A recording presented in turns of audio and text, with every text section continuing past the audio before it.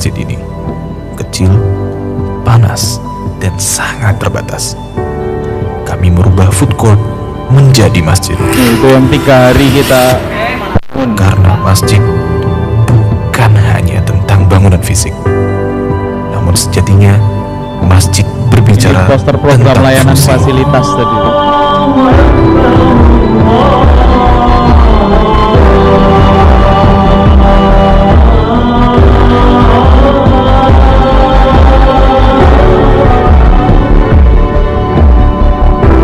Kami bergerak dengan loyalitas anak muda, menurunkan ego, dan tumbuh bersama. Waktu demi waktu, subuh demi subuh. Perlahan, tapi pasti, Allah menghadirkan pertolongan demi pertolongan dalam upaya mengembalikan peradaban.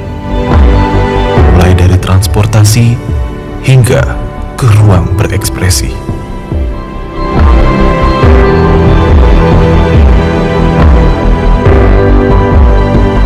Satu demi satu, bangunan terus berdiri.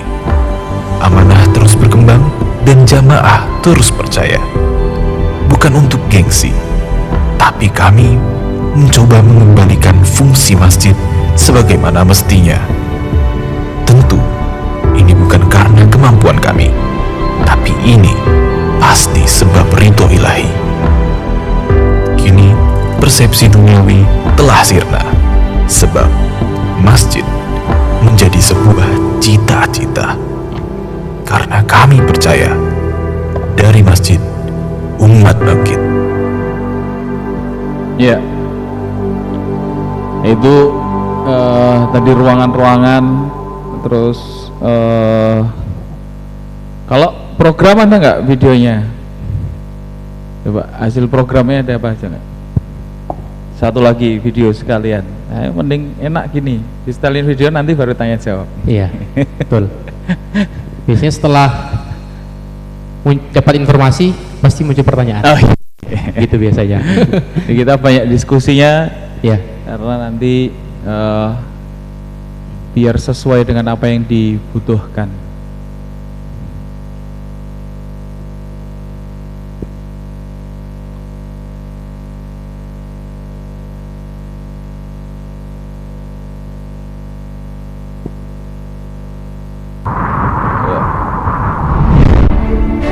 di daerah Girimulyo. Oh iya, ya itu kemarin kita ke sana. Ya itu, Pak sekalian dirahmati Allah, beberapa program fasilitas layanan yang ada di Masjid Muslim United yang memang kami memulainya dari tadi bangunan yang benar-benar sederhana. Kami mencoba untuk membangun masjid secara fungsional dan dengan anak muda. Ya, saya sendiri itu marbot yang paling tua ini sama Mas Nanang ini. Paling tertua gitu ya, di antara yang lainnya. Iya, usia saya 34 tahun, Mas Nanang 43, yang lainnya masih 20 tahunan semua tadi itu. Dan marbot paling muda anak saya, usia 5 tahun nih, bagian brand ambassador. Karena kalau bapak sekalian buka di YouTube tuh, klik bocah sujud itu kelihatannya yang muncul anak saya. Bukan gara-gara apa, karena saking nyamannya masjidnya itu, waktu Jumatan itu rakaat kedua dia sujud, bablas tidur. Sampai selesai tilawah 2 lembar itu dia masih sujud, masih tidur ya. Udah bubar semuanya itu baru dibangunin ya. Akhirnya Masya Allah ya, jutaan orang udah nge-view di TikTok, di YouTube ya, masuk TV One, Tribun dan lain sebagainya. Terus ya mungkin anak saya lebih banyak efek dakwahnya timbang bapaknya. Tapi alhamdulillah. Nah dari situ karena apa? Visi tadi itu yang kita tanamkan, bahwa ketika kita punya masjid, kita membangun sebuah organisasi kemasjidan, yang pertama dan paling utama harus kita canangkan itu visinya dulu. Kita mau jadi masjid seperti apa? Jadi masjid diror apa jadi masjid takwa, kan gitu. Mau jadi masjid yang untuk memecah belah atau mau masjid yang mau mempersatukan umat, kan gitu.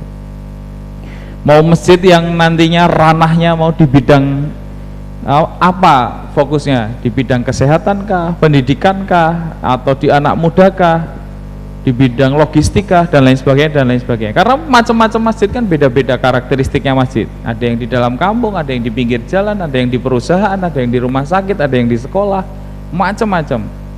Maka yang paling terpenting adalah masjid kita mau dijadikan masjid seperti apa.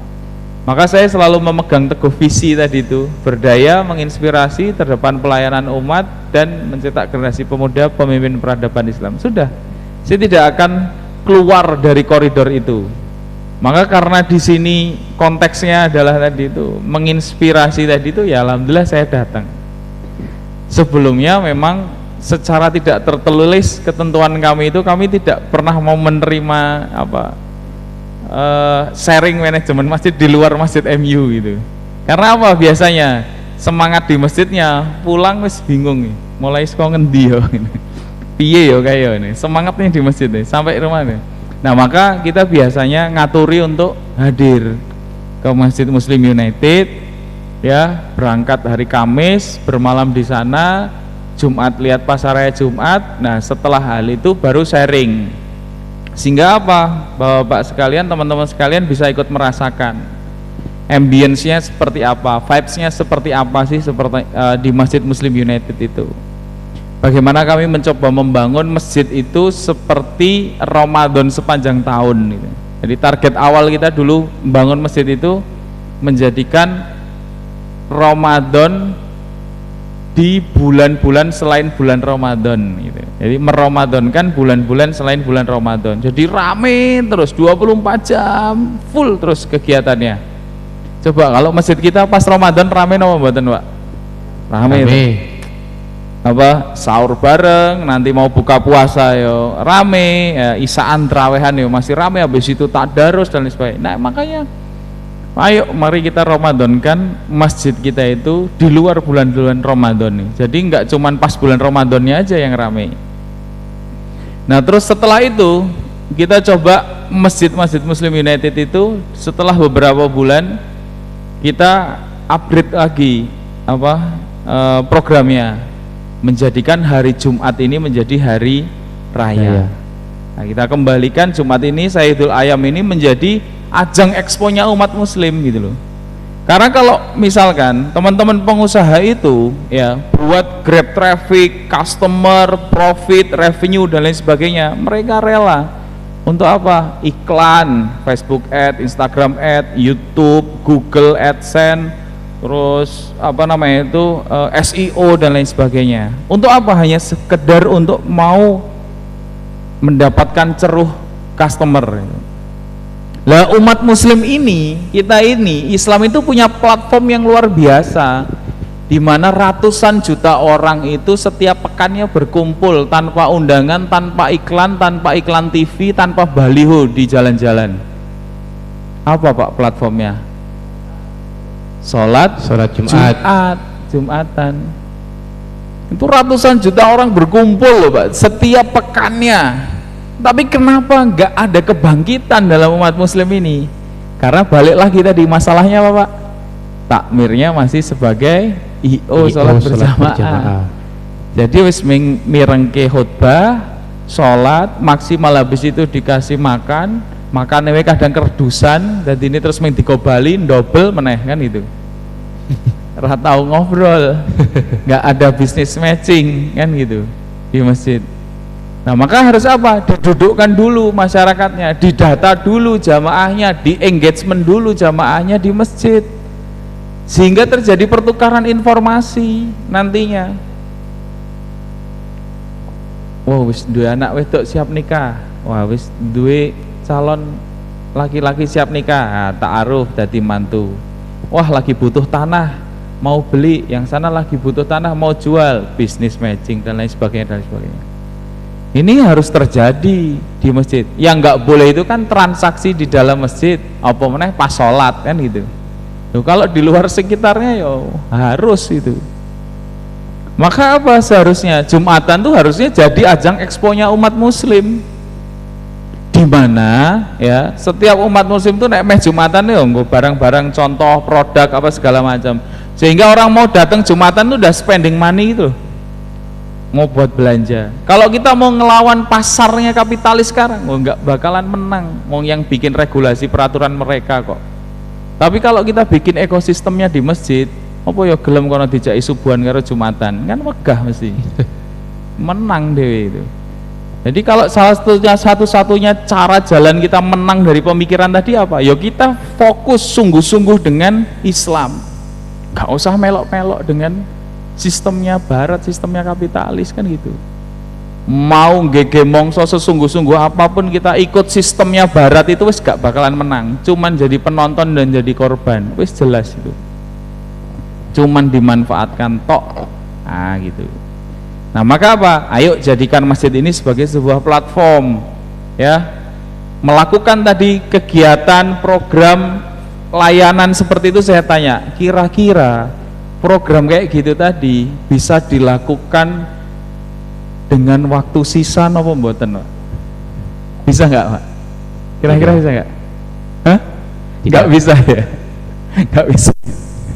Artinya apa? Berarti ngurusi masjid itu harus full time, full heart,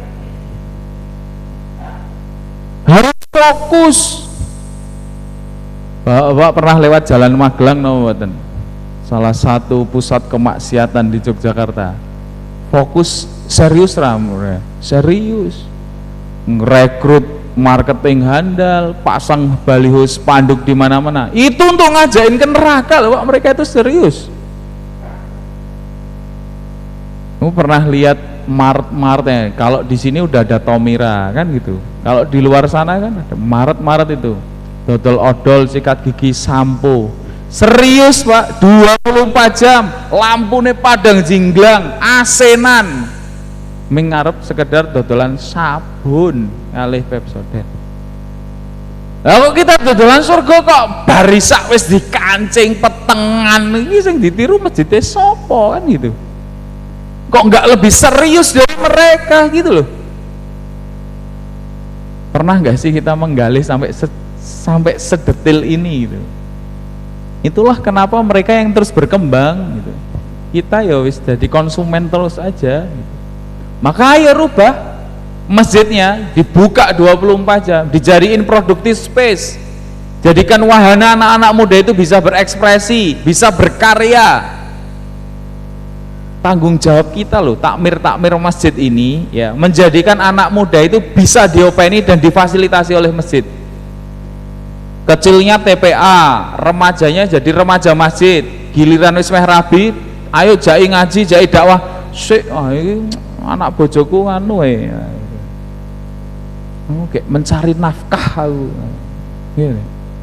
Nek ora anak bojoku pakani opo? Ayo pakani sego, masuk pakani suket kan gitu. Tapi berapa banyak kita, ayo coba cek muhasabah. Kalau sudah menikah itu terus tetap jeneng masjid apa ora? Ora. Tetap ngeboti omah, sik urusan omah dong rampung ngomong anak lah, opo lah, piye lah gitu. Ayo cek muhasabah gitu. Artinya apa? Harus di set up dari awal. Bagaimana anak muda ini difasilitasi sama masjid. Jangan sampai masjid itu krisis kehilangan anak muda tadi itu. Nah, maka saya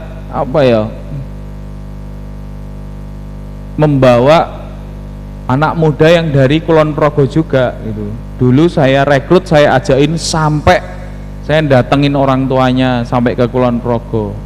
Mau kuliah tak omongi itu. Kuliah itu penting gitu. Pentingnya kuliah itu untuk ngerti bahwa kuliah ini bener-bener ora penting. Pasang sabuk pengaman ya. Pasang sabuk pengaman. Akhirnya apa? Ya wis, jadi marbot nggak terus ke kuliah. Ada Mas Ferry ya. Mas Ferry kesini sebentar Mas Ferry. Ya, Mas Ferry. Sini kita sharing-sharing. Jadi ini beliau asli Kulon Progo ya. Nah, yang mengabdi menjadi marbot di Masjid Muslim United. Masya Allah. Kita beri aplaus dulu buat Mas Ferry. Ya. Sini Fer, kamu duduk sini Fer. Sini. Ya, nggak apa-apa. Nggak apa-apa, sebelah sini. Duduk sini. Ya. Tanyain, Fer, ceritain kamu kenapa masih bertahan di Masjid MU? Kenapa terus akhirnya dari SMA dia sebelum lulus di akhir-akhir semester itu kok akhirnya sampai sekarang masih istiqomah di Masjid MU. Diceritain di MU tuh dapat apa aja kamu tuh, kok membuatmu itu percaya sama Allah melalui wasilah Masjid Muslim United. Ceritain. Bismillahirrahmanirrahim. Assalamualaikum warahmatullahi wabarakatuh. Waalaikumsalam warahmatullahi wabarakatuh. Rabbi shrah li sadri wa yassir li amri wahlul 'uqdatam min lisani yafqahu qawli. Rabbi zidna ilma warzuqna fahma. Alhamdulillah. Sebenarnya benar Mas ya. Jadi yang pertama dari Mas Agung tanya, kenapa kok betah banget di Masjid Muslim United? Banyak faktor yang membuat kebetahan itu. Namun yang paling utama itu adalah sebenarnya kita di sana itu hanya mengharap wajah Allah gitu loh. Maksudnya ya apa sih kebahagiaan yang paling wow gitu, yang paling super selain mengharap ridha Allah, mengharap wajah Allah gitu loh. Nah, dengan mengharap ridha Allah dan wajah Allah itu kan pasti dunianya terjamin. Pasti kehidupan dunianya langsung dijamin sama Allah Subhanahu wa taala gitu loh. Masya Allah. Jadi itulah strong way-nya kenapa kok masih betah gitu loh. Masih SMA udah bergelut di masjid dan lain sebagainya. Strong way-nya tuh karena semata-mata hanya mengharap wajah Allah Subhanahu wa taala, mengharap ridha Allah Subhanahu wa taala gitu loh. Nah, insight apa yang didapat di Masjid Muslim United? Banyak insyaallah banyak sekali insight gitu loh. Banyak hal yang anak-anak muda itu setelah lulus SMA belum bisa didapatkan ketika saya sendiri menjadi marbot. Contohnya ketemu pengusaha-pengusaha yang besar, ketemu dengan para asatid nasional, bisa duduk bareng, bisa ngobrol bareng, bisa dapat ilmunya setiap hari gitu loh. Kan jarang gitu loh. Anak-anak muda setelah lulus SMA pasti kerja dan kerja itu. Tapi beliau belum mereka nggak kepikiran loh akan kalau jadi marbot itu ternyata bisa ketemu para pengusaha nasional, ketemu asatid nasional gitu. Dan jadi sirna marbot yang jelek tuh hilang lah gitu loh. Gitu Mas Agung. Iya. Iya. Terus kamu di sana tuh kebutuhan dasarnya dipenuhi apa enggak? Alhamdulillah. Makannya berapa kali sehari? Makan alhamdulillah 3 kali sehari. Oh iya, enggak lebih ya? Bisa tidur di sana ya? Iya. Sehat ya. Alhamdulillah. Mana-mana naik Alphard ya. Insyaallah. Iya. Iya. Jadi makasih Ferry. Oke Ferry. Ya. Oh, itu gitu. Ya, jadi apa nama itu? Ya, boleh ke sana. Jadi ketika kita bicara tentang marbot masjid, ya nggak perlu dibenturkan sebenarnya antara kehidupan pribadi kita, kebutuhan kita nanti kepada keluarga kita dengan urusan dakwah kita. Marbot Masjid Muslim United itu menjadikan dakwah sebagai poros hidup, sehingga apapun kondisi dan kegiatannya semuanya pasti berkaitan dengan dakwah. Yang paling menjadi hambatan dan sumbatan dan masalah terbesar adalah pasti karena alasan ma'isyah, pasti karena iki kok terus nggo nguripi keluarga kepiye itu. Kewajiban kita sebagai seorang laki-laki itu bukan di sisi wajib mencari nafkah. Nah, ini perlu digarisbawahi. Tapi apa? Menafkahi. Itu. Jadi jangan terjebak. Jangan terjebak. Kan wajib mencari nafkah, bukan. Yang wajib itu menafkahi. Gitu loh. Ini agak tipis-tipis nih, bahaya ini. Hal-hal seperti ini bahaya, gitu loh. Ketika kita bicara mencari nafkah terus dengan bekerja, ya memang ada keutamaannya. Seperti contoh mencari kayu bakar terus dijual, nah itu keutamaannya. Tapi ketika bicara tentang syariat tadi ya, kewajibannya adalah memberi nafkah. Dan tolak ukur memberi nafkah itu apa? Apakah kemewahan? Tidak, tapi cukup. Dan istri merasa cukup, anak istri terbackup merasa cukup. Saya di Masjid Muslim United itu bersama 1 istri, 2 anak, dan hampir mau anak ketiga. Alhamdulillah, ya cukup semuanya, ya berjalan gitu. Jadi tidak perlu untuk dipertentangkan dan dibenturkan. Bahwa ketika terus ngopeni masjid itu keluargane, anak istrinya terbengkalai, enggak faktanya. Justru malah lebih aman, lebih safe dan lebih sejahtera, lebih bisa dibahagiakan. Nah, jadi bapak-bapak sekalian yang mungkin mulai aktif di masjid dan sering diperenguti sama istrinya, nah itu perlu sering duduk bersama sama istrinya itu. Ini butuh apa ya? Butuh pendalaman materi, enggak cuman sekali pertemuan 2 jam ini. Ini butuh harus rutin, butuh berkali-kali untuk bisa tahu tentang hal ilmu-ilmu seperti ini. Bagaimana memanajemen diri kita, enggak cuman manajemen masjid ya, memanajemen diri kita untuk bisa berkontribusi full di masjid. Kami membackup hampir 50 marbot itu juga, ya mereka disejahterakan, kebutuhan dasarnya dipenuhi, sandang, pangan, papan. Karena apa goalsnya? Supaya mereka nggak ada alasan lagi untuk tidak berdakwah gitu loh. Alasannya dakwah neng omah dapure rong ngebul, alasannya dakwah waktune kurang, sibuk mencari nafkah dan lain sebagainya. Nah ini perlu di repositioning gitu. Kita mengajak anak-anak muda terutama ya yang belum punya pekerjaan, masih bingung mencari pekerjaan, apalagi bingung mencari jati diri, bingung mencari jodoh, weslah merapat ke masjid gitu loh. Bangun Baitullahnya dulu, dekati Allah dulu, dekati mukjizat Allah, lazimi Al-Quran kan gitu. Maka bahan bakar kita sama kan gitu sebenarnya.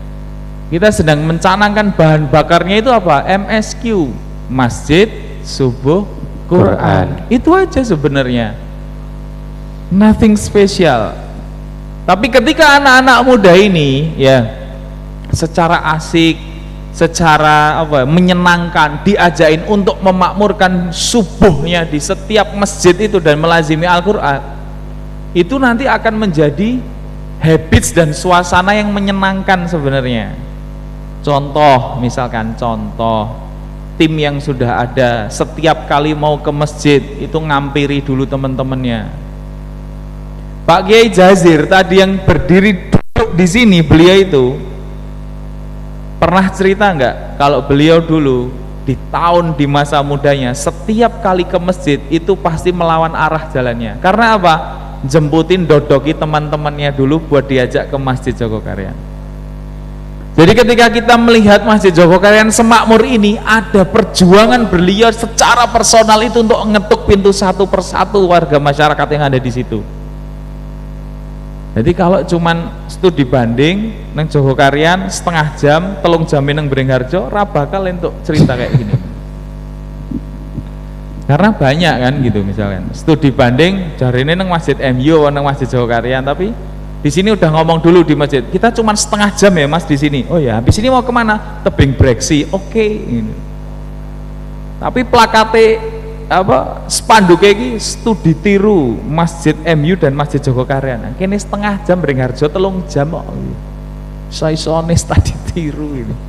Tobat dong ngentek ke anggaran guys. Nah balik lagi ke situ. Ketika jalan ngajakin itu, wah. Dulu isinya kita kan sekarang masih simpel, wong nongkrong, mabuk, dipaido, diece apa segala macam. Sampai Pak Kiai itu pernah cerita sama saya, wis saking aku mangkele sing bar mendemi tak parani omahe bar dhek mulih. Nah terus pripun wae? Aming tak dodok omahe. Nah terus dibukai, ya dibukai. Terus tak kei pedang. Nyo, pedange, ayo metu kowe apa aku sing mati. Ngewel itu. Akhirnya apa? Jaluk ngapura, besok lagi Pak Kiai Jazir ketika ngajakin jamaah itu udah enggak ganggu lagi. Dan akhirnya mau ke masjid. Mau ke masjid pun di awal-awal ke masjid ketika dibuka karpetnya gini, isinya apa? Kertu remi harus domino. Masjid itu. Jadi prosesnya ya dari kayak gitu. Kita mau mulai. Nah, sekarang musuhnya udah lain. Musuhnya udah FF, PUBG, Mobile Legend kan gitu kan. Nah maka bapak-bapak sekalian yang dirahmati Allah, teman-teman sekalian yang dirahmati Allah ya, keutamaan kita itu bikin program Marbot Pride itu sebenarnya untuk itu. Bagaimana kita kembali menautkan hati kita ke masjid. Kita itu bangga jadi marbot masjid. Ya karena apa? Kita itu pengen nanti ke depan, bapak-bapak yang punya putri ini ya, kalau nyari calon menantu besok, pertanyaannya satu kalimat aja Pak, kowe ngopeni masjid ngendile, nah gitu aja. Wis ora usah takon neko-neko kan gitu. Kalau anak muda itu wis ngopeni masjid, ya insya Allah WC kotoran orang aja diperhatikan, apalagi anak bapak, gitu. Cie. Kan ngono. Nah maka ayolah, bagaimana campaign menjadi marbot masjid ini, menjadi pegawainya Allah ini ya, selalu kita dengungkan, kita ajak anak muda ini untuk merapat ke masjid gitu. Nantinya itu ketika gitu kita ada di masjid, dunia itu akan dihinakan oleh Allah itu kepada kita, dan itu jelas. Maka teman-teman marbot masjid ini ketika ditanya mimpinya apa tadi, mencari wajah Allah. Di akhiratnya seperti itu. Kalau di dunianya cita-citanya pasti hampir sama semuanya, istri solihah, rumah mewah, mungkin ada kolam renangnya, punya kendaraan, punya sawah, punya pesantren, punya rumah tahfidz dan lain sebagainya. Dan kami pastikan insya Allah semua mimpi itu bisa terwujud dengan wasilah masjid. Nah gitu. Ini sekarang sebentar lagi kita mau bikin buku yang biasa kami sampaikan ini, saya sama Mas Nanang itu untuk ngajakin lah anak muda itu ayo kembali merapat ke masjid. Kita bikin ekosistem dari masjid ini. Coba pernah kita bayangkan nggak nanti di bagian yang keempat itu Baitul Muamalah itu, kita udah nggak susah-susah lagi bangun bisnis dari nol, dari awal gitu, enggak. Apa nanti bisnisnya? Yo B2B, dari badan usaha milik masjid ke badan usaha milik masjid yang lainnya. Misalkan Baitur Rahman punya jamaah 300 orang, Masjid MU punya 500 orang, sini produksi apa, ada barang apa yang di sana nggak ada, ya tinggal disinergikan. Penggunanya langsung 500 orang, langsung 1000 orang, kan gitu. Ora perlu ngecer satu-satu lagi. Karena saya punya mimpi itu besok ketika mengembalikan Jumat ini menjadi Sayyidul Ayam, menjadi hari rayanya umat muslim itu, wes lah orang-orang itu berkegiatan, beraktivitas ini Senin sampai Kamis loh. Jumat, Sabtu, Ahad itu sisa fokus ya, ngibadah, nambah ilmu dan lain sebagainya. Gitu aja. Nah, ayo teman-teman sekalian yang dirahmati Allah, yang hadir di Baitur Rahman dan mungkin nanti melihat rekaman ini, mulai merapat ke masjid. Pengusaha yang sukses, yang keren, awardnya ada 100 pengusaha paling sukses gitu, dokter paling sukses ada, mahasiswa terbaik banyak gitu, tapi nggak pernah ada namanya award award tentang marbot masjid terbaik, enggak, takmir masjid terbaik, nggak ono. Nah itu makanya kami mencanangkan itu menjadi sebuah fardu kifayah, supaya orang berlomba-lomba menjadi CEO dan manajer masjid. Orang tuh kalau ngurusi bisnisnya dengan uang pribadinya, profesionalnya minta ampun loh, iya enggak? Siap berangkat pagi, pulang sore kan gitu. Besok ada kerjaan aja berani lembur kan gitu. Lah ini ngurusi umat, ngurusi dananya jamaah. Lah kok dengan waktu sisa, kira-kira dolim apa ora? Kan medeni gitu kalau sampai dengan kategori dolim dan nggak serius, dianggap nggak serius. Maka harus apa? Full time ngurusi masjid itu. Yuk kami mengajak teman-teman khususnya anak-anak muda, generasi muda, merapatlah ke masjid. Jadikan masjid ini menjadi profesi utama ya. Yang jadi pengusaha jadi sambilan, dagangi jadi sambilan, utamane jadi marbot, ngurusi masjid. Nah, yang lainnya nanti jadi sambilan. Nah, cuman ya terakhir buat saya, untuk bisa menjadi manajer dan CEO masjid itu juga perlu ilmu, perlu proses yang harus dijalani. Gimana step by stepnya, gimana merancang rencana strategis, rencana operasional, rencana taktis, bagaimana nanti kita menyusun tentang latar belakang, rasional, tujuan, indikator dan target, mekanisme dan rancangan dan lain sebagainya dan lain sebagainya. bagaimana kita menata tentang diri kita, ya, itu harus butuh banyak kali pertemuan yang intensif.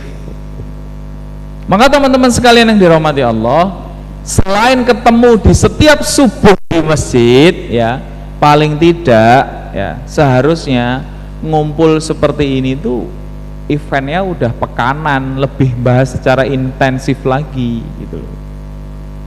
Dari 168 jam selama sepekan, kalau nyisin 2 jam aja itu sedikit apa banyak?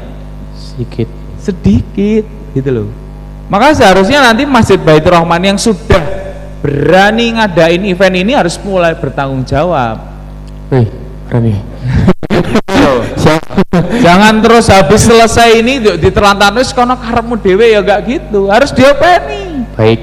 Itu harus ada forum lanjutan lagi yang intensif, minimal sepekan 2 jam untuk membahas berbagai macam permasalahan. Bagaimana kita sebagai takmir masjid Kulon Progo ini mencuning frekuensi. Kalau frekuensinya sama, ya, ini dekat bandara, ibarat pesawat itu nek digarap gue tambang dari luar itu abot nopo enteng? Wabot kan, mbok wong 500 abot digarap. Tapi ketika kita sudah bisa menggerakkan mesinnya itu dari dalam, jangankan jalan, terbang bisa, kan gitu. Nah, untuk bisa menggerakkan itu, ya, sel-sel yang ada ini dicuning dulu frekuensinya, sepemikiran, seperasaan, seperbuatan, dan seperaturan. Gayeng itu nanti, gitu loh. Jadi ini adalah program awal, oke lah. Setelah itu apa? Wong belajar di Masjid MU aja, ya, minimal untuk meng-highlight tentang manajemen masjid itu minimal 2 hari 2 malam. Itu pun baru kulitnya, kan itu. Mulai masuk teknisnya minimal short course-nya itu 2 minggu. Jadi biasanya yang habis ikut daurah manajemen masjid, yang sepuh-sepuh, yang senior-senior, karena tadi nggak bisa full time full hard, ya toh, harus mencari yang bisa, yang mau. Nah, setelah itu apa? Wes lah, magang di Masjid MU minimal 2 minggu sampai 1 bulan. Nanti bisa mempelajari, bisa tahu, langsung dipraktekkan di masjidnya masing-masing. Dan alhamdulillah sudah ratusan masjid yang terus melakukan hal tersebut. Nah, kita membuka pintu lebar untuk masjid-masjid di Kulon Progo. Kalau bisa, buat saya rasa dadak tekan MU ya sesekali rapopo. Tapi nanti bisa lewat Masjid Baitur Rahman, kan gitu. Jadi harus bertanggung jawab dengan sama teman-teman, Mas. Berat ya. Tapi ya wis wani masang plakat dari Masjid Umat Bangkit tok. Iya. Nah gitu. Kalau enggak benar-benar bangkit loyo lagi ya repot, ya, kan gitu. Ini wis menjadi komitmen ini. Harus ada follow up lanjutan setelah Loh ini. iya, harus gitu. Betul. Loh.